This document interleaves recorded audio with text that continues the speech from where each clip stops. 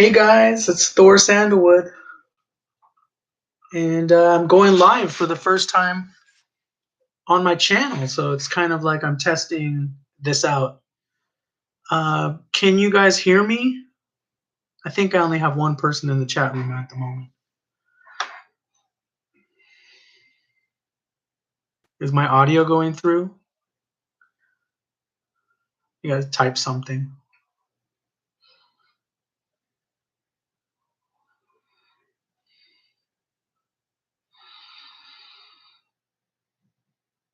Well, it's kind of, I have been off the grid, so to speak, for a few months since I posted my last video. Awesome, awesome. Okay, thank you, Ultra Spiritual Chick. I didn't give much of a notice to this video, so if you guys were wanting to see this, I'm sorry. It was kind of like an idea I had about an hour and a half ago. I decided, let me go try out the live stream option just to see if I can get any people on the chat. And also, I want to see if this will, I'll do more of these in the future. So if you guys like the live stream thing, even if you're watching this video after the actual live stream, comment down below to let me know if you guys would like me to do these more on a regular basis. The pandemic, since last year, at my workplace was closed for a couple months. And so if you guys remember, between March and about May of 2020, I was able to put out some more videos than I normally did. And then what happened was I went back to work, and I still show up to a place to work. And that's what kind of got hard for me to try to push out more of the YouTube videos, because if you guys aren't familiar, there's a lot of editing, there's a lot of things that you have to do when you're editing content. And so I didn't put out many YouTube videos as much as I would have liked. But I'm trying to get this channel revamped now. So that's what we're gonna do. One thing I wanted to talk to you guys about was there was a lot of comments, especially with my last video. It was the presidential prediction, and there was a lot of comments. People were upset because I did, that's the elephant in the room. So I did predict Trump would win, and he didn't. And I think, as an astrologer or as a psychic, there was a lot of people, I think it was about half and half, that got it wrong. And it's kind of like, we're not perfect. I'm not perfect. No one's perfect. And the way I look at Vedic astrology is, I think of it as it's a model of reality. So is it perfect? Can I tell you exactly what's going to happen on a given day? No, I can tell you general conditions of your life, but I can't tell you exactly, like, on, May 25th, a dog is going to bite you. It doesn't get that specific. The Trump versus Biden prediction was pretty difficult, to be honest. I made a prediction about a year before my final prediction where I kind of said Biden was going to basically win. And then basically when I studied everything throughout the year, I thought, oh, well, I think Trump might win because of this yoga he has with his Saturn in the 12th house, and it's the sixth lord. But it turns out to be that he didn't become president, but that special yoga he has, the Viparit Raja Yoga, if you guys notice, he escaped being impeached. So I don't know, maybe that's what it was. And maybe his new path in life is going to be, because he is having his Rahu return right now, because Rahu is transiting Taurus. So possibly what his new path in life is going to be is, I heard that he's going to be starting possibly a new social media platform. So maybe that's what will be Donald Trump's new role. So, like I said, with the matrix, the hologram we're living in, that's kind of what I see this as. Like, we're trying to make sense of reality with our five sense reality. And the best model, the best thing I've seen that describes this reality that we live in is what a lot of people call the holographic model of reality, that we are living in a hologram, or almost like a computer program, so to speak, or a simulation. That's what I want to say.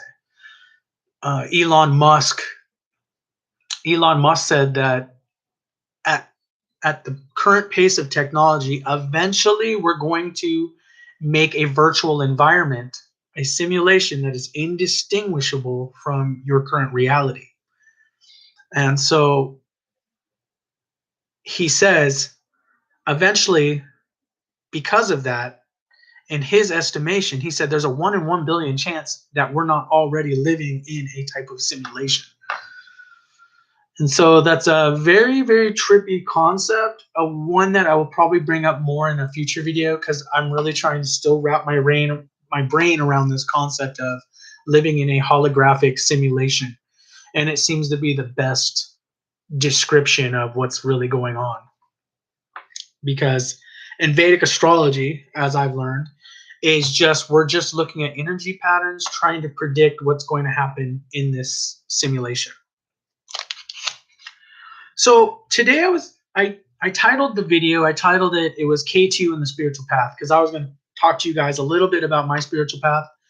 And if you guys have questions, please just put them there in the chat if you like. But what I was going to say is I was going to let you know a little bit about how I came into Vedic astrology. And the reason why I bring up the karmic node of Ketu was because I discovered Vedic astrology during my Ketu Mahadasha. And if you guys are familiar with Vedic astrology, a Mahadasha is a stage or condition of life that you're in, where a certain planet or planetary node rules that portion of your life. So in my individual astrological chart, between the years of 2008 and 2015, I was in what's known as Ketu Mahadasha. So Mahadasha, again, being a stage or condition of life. So Ketu, the anti-materializing agent, the spiritual, Ketu's very spiritual, by the way, but he represents our past karmic tendencies. So Ketu represents where we've been in past lives, versus Rahu represents where our soul is trying to learn and evolve with new things and new concepts. So Ketu is going to show the things we're not interested in, whereas Rahu is the things that we compulsively are driven to try to pursue. So the Ketu Mahadasha, and I've been on some Vedic astrology web forums and whatnot, and it has basically been described as one of the most horrific Mahadashas, as far as depression, abandonment, things not working out. I very rarely hear somebody's story that they went through the Ketu Mahadasha, which is 7 years long, and they describe it with some wonderful experience, because it's usually very depressing. It's kind of a place where you don't want to be. So what I was going to bring you guys was, even though that Mahadasha was really bad for me, because I was in a very I described this in the Saturn, the mantra video that I did, I don't know, 6 months ago, where I tried to describe what was going on, and I said all those Saturn mantras. But and that was while I was in that Ketu Mahadasha period. Well, I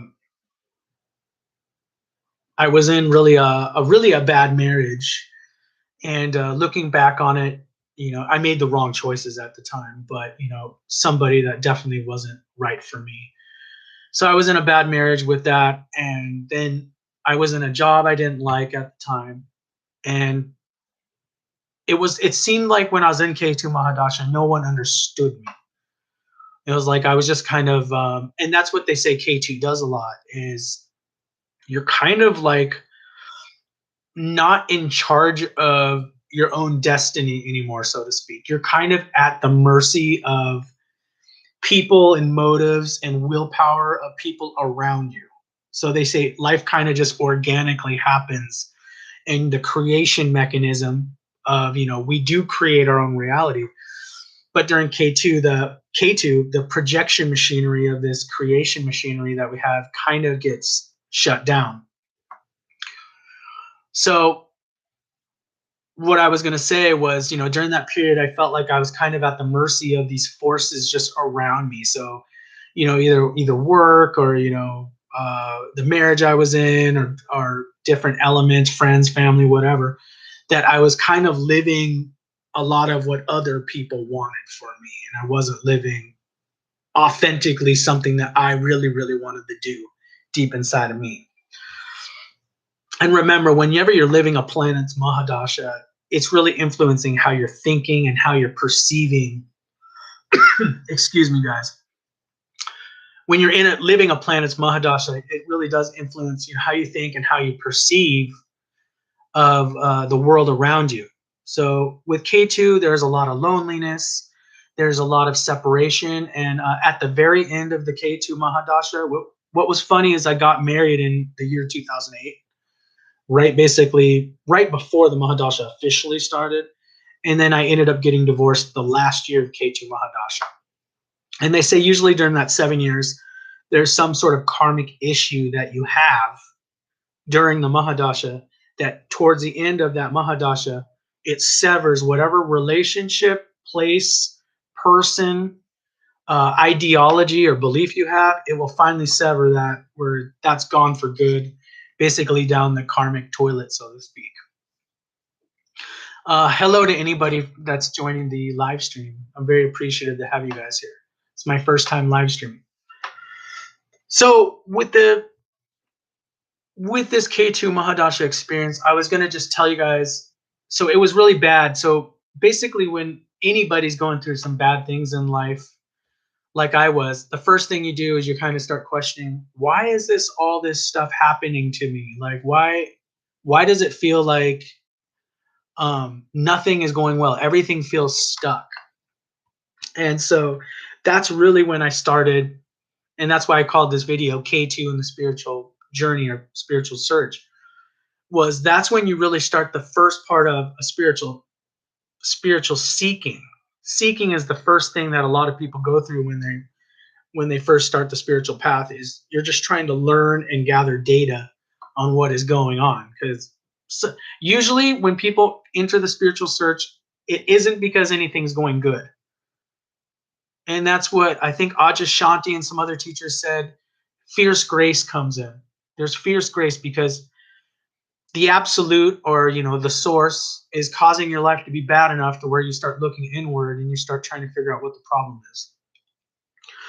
So during that time, and around 2012 was kind of like really when there was some big shifts happening within me, but also you guys remember the Mayan prophecies and everything else, and everyone made a big deal out of 2012.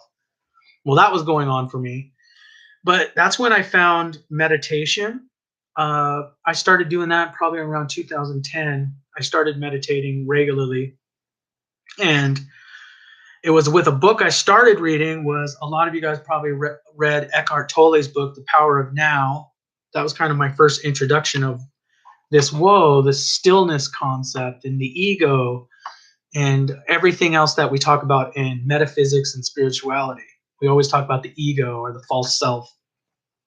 So that kind of got me started on that road of meditating and talking about the ego. And then I found various yoga paths. A very good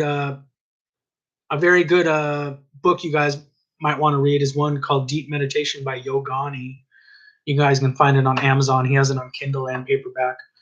But I really started doing that meditation for several years, and I really felt like it really did bring a lot of peace and a lot of stillness, where I was actually feeling that almost palpable stillness that we have inside of ourselves. Well, anyways, fast forward. So I was kind of starting my spiritual search. I also got into a class where I learned Reiki, and the person that taught me the Reiki was also trained with a Peruvian shaman down in Peru. And so I took her shaman class, and we did, journeying, spirit animals, all that kind of stuff. So I kind of have that background, that shamanic background too. But I still didn't know about Vedic astrology at the time. And so then furthermore, you're searching, you're going to different teachers during this period, this K2 period I was in. and I came across Ajashanti. And I think it was in 2012 or 2013. I went to Santa Barbara and I saw Ajashanti live. He did a satsang in a church there. It was like a Methodist church that he did a satsang in. And I really felt if there's an experience of what you guys consider Shakti pot, like it's a transmission of Shakti between people. I feel like when I went to that satsang, sorry guys, when I went to that satsang with Ajashanti, I felt like there was some sort of download that happened when he was being quiet and he stared at me for about a minute, and I heard a buzzing sound in my head. So that was kind of weird. I don't know if any of you guys have experienced any of that kind of stuff.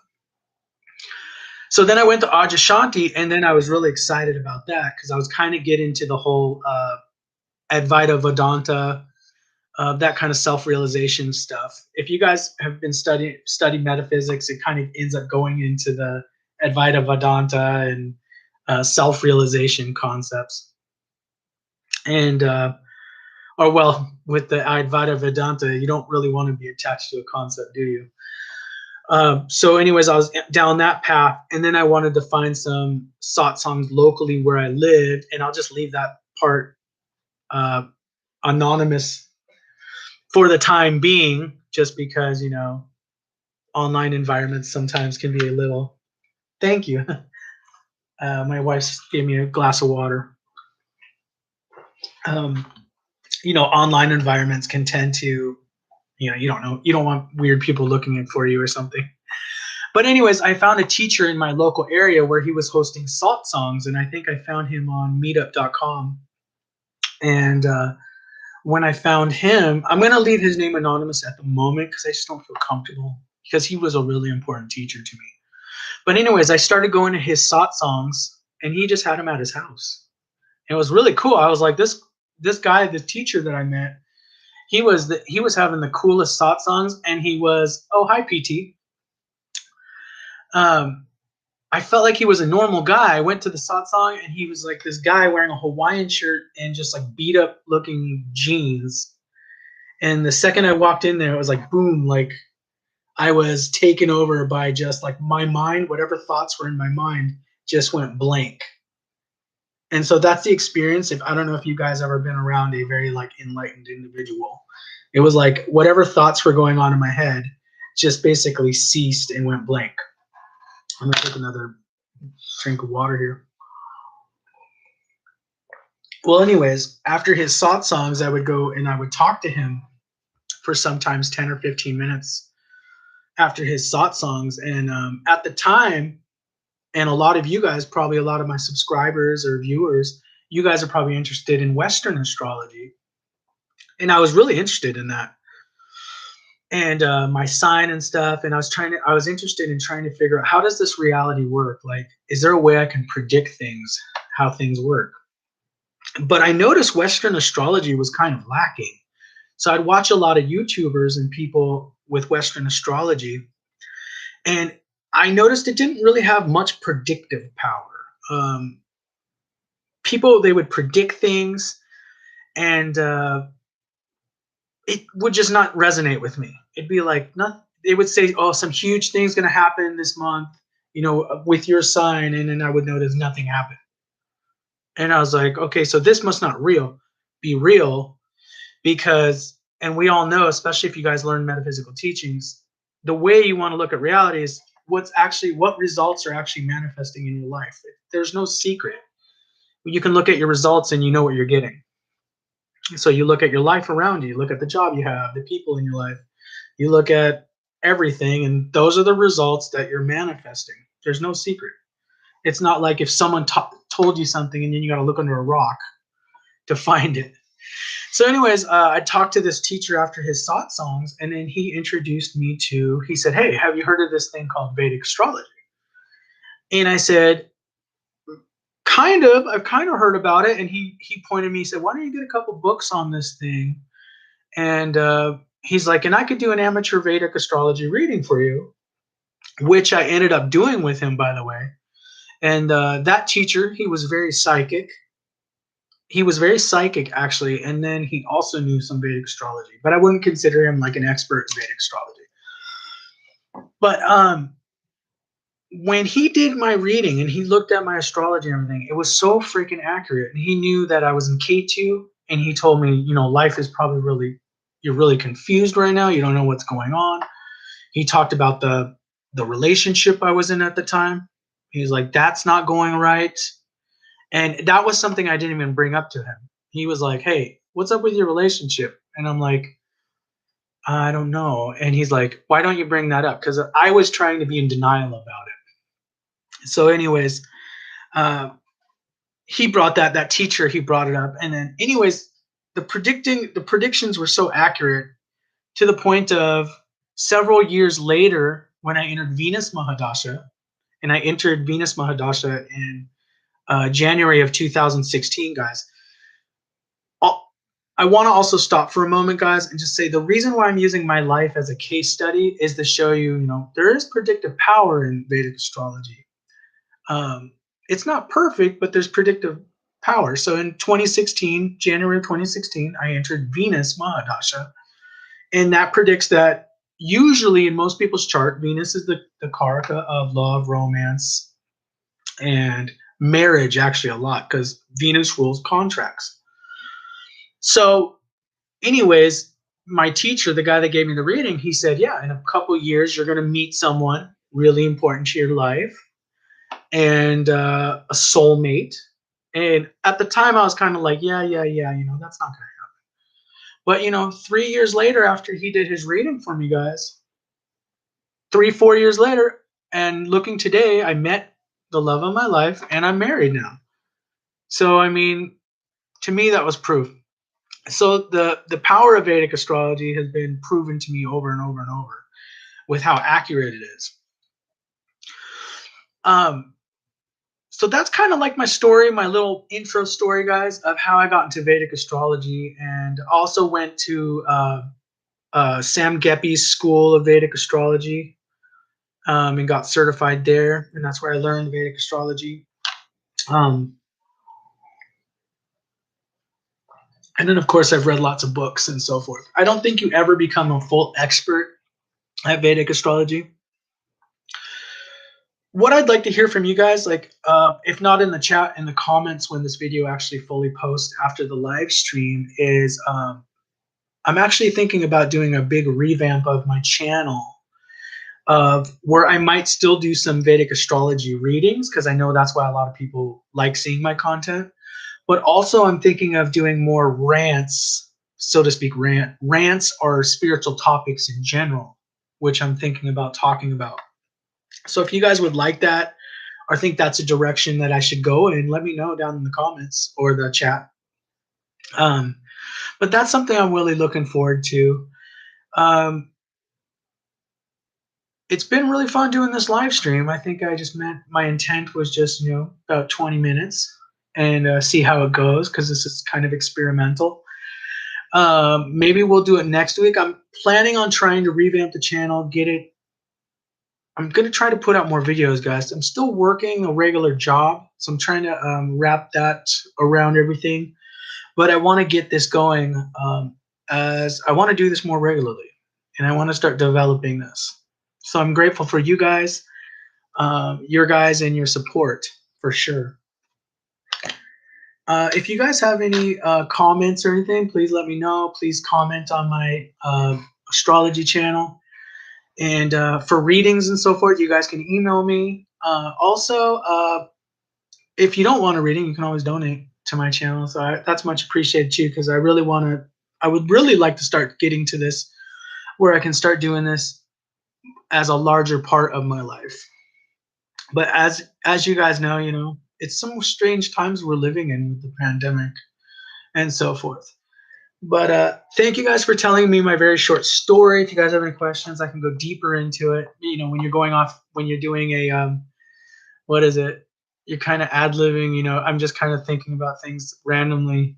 I haven't scripted all this. But thank you guys for watching and being part of this live stream. I want to say namaste, and I'll try to be putting out some more videos shortly, hopefully next week, or we'll do another live stream. Thank you guys. God bless.